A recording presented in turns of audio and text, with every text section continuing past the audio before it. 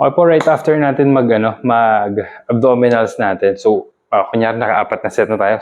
Diretso tayo si Child's Pose, Cobra Pose pala. Hips down, rise up. Stretch natin yung abs natin. Hold 15 to 25 seconds per pose. Okay. Tapos Child's Pose. Sit onto your heels, head down.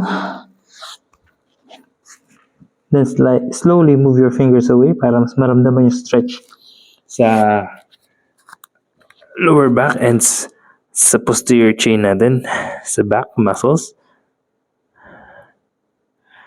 Drop head. Now twist to one side slowly. Feel the lats. Other side.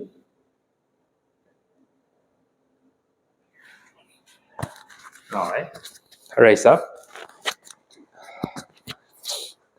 One knee forward. Tapos, push forward pa. Okay?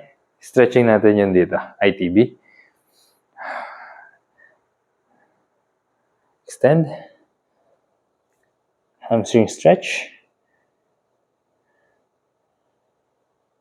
As slow as you can. Round your back. Switch legs. Forward. Okay? Quads. Stretch. Push forward pa. Stretch yung quads natin. Hamstrings.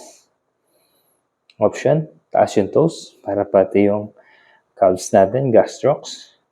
Now rise up. Elbows between your thighs. Press open, round your back. Cross hands, drop your head.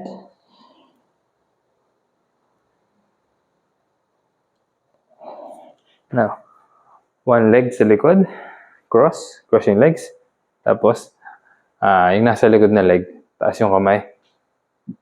Bend tayo. ITB stretch. Okay, feeling stretch this sa buong side natin. Switch tayo other side.